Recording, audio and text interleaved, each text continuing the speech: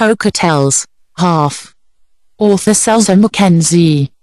Before we jump into today's pool of plentiful poker profit, here's an announcement. In either my next column or the one after, I'll declare the winners of December's Finish My Lecture contest. I expect to finish grading all the entries by next week.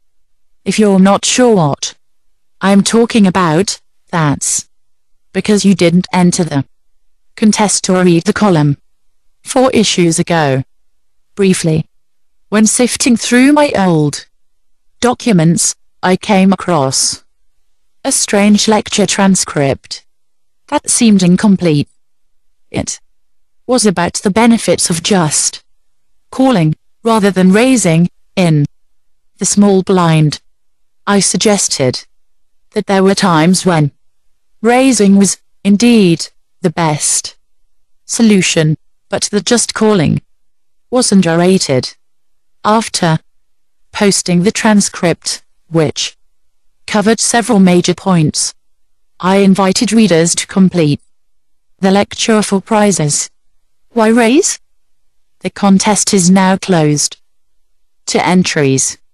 But, just so you'll have something to ponder while I'm judging the winners, here are 4 important considerations that weigh on the side of raising when you're in the small blind.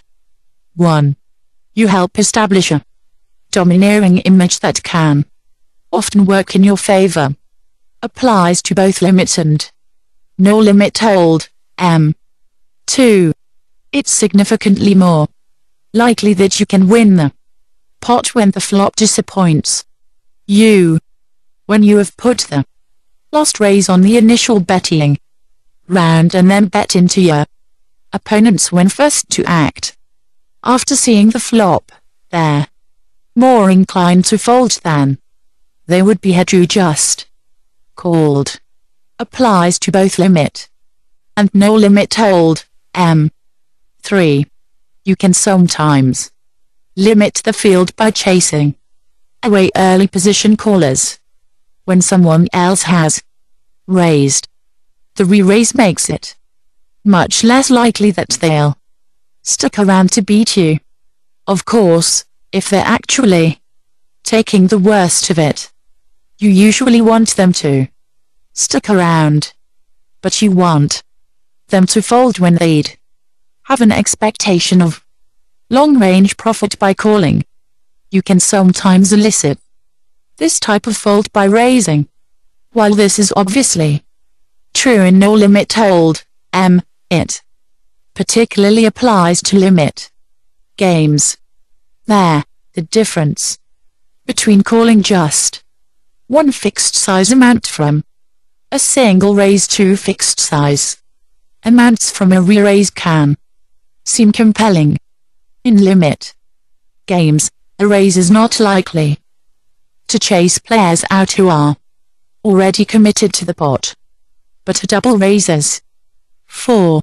When no other players have entered the pot and it's just the small blind versus the big blind, a raise has excellent chances of chasing away the only remaining player and securing a small immediate profit.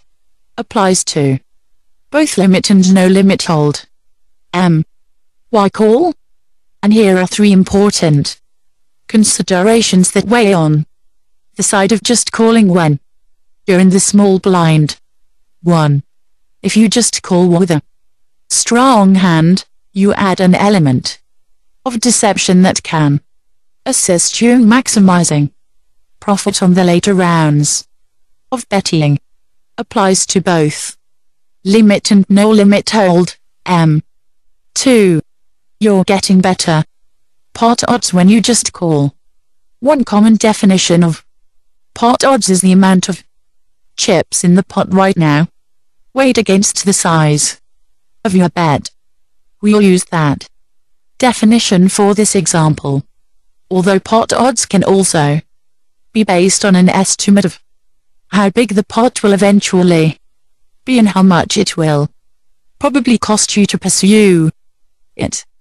Using the first, simpler definition, let's say you're playing a $10 fixed limit hold game with blinds of $5, your small blind, and 10. When the action returns to you, there's $45 out there, consisting of the $10 big blind, 3 $10 calls, and your $5 small blind. If you just call $5 in the big blind, doesn't exercise his live blind right to raise, you're getting $45 to $5 or 9 to 1 on your money. If you raise, making it $20 and everyone calls, which often won't be the case, you'll have added 15 to a pot that will have grown to $100. You will have invested $15 against 85, and the pot odds will be only 5.67 to 1. The reduced pot odds mean that there are many hands you cannot justify playing for a raise, because the odds against them succeeding exceed the proportional size of the pot. This is a hard mathematical reality that disproves the notion that you should always raise if you're going to play. This example applies mostly to limit, but is important in no limit as well. 3.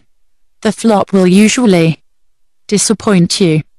Perhaps that's the saddest fact in hold no matter what hands you start with, you'll wish you had a different flop most of the time. Because of this, the flop is so speculative that it's often more profitable to see it cheaply. Applies to both limit and no limit hold. Today's word. Now let's examine today's word, half. It used to be that I was apprehensive whenever I wrote about hold. Too many readers didn't fully understand how it was played, and I felt compelled to explain the procedures each time. Nowadays hold has become so popular I worry that readers may lose interest if I talk about any other type of poker. Nonetheless, I'll risk it, because this next point is short and important. It's about any form of high-low split poker. This is the text of a quick lecture I gave many years ago. In fact, it's one of the earliest in my series of vintage lectures that I've been sharing with you over the past 2 years. Here goes. The truth about high-low. Here's the most important thing I teach about the nature of high-low split poker. You need to usually play hands that have a chance to win both high and low. Many players make the mistake of thinking that half a pot is worth half as much as whole pot. It isn't. You need to win more than 2 split pots to equal the profit of 1 whole pot. Listen. I'll make it clear. Imagine that you're at the showdown. The pot is $200, and $50 is what you invested to get there.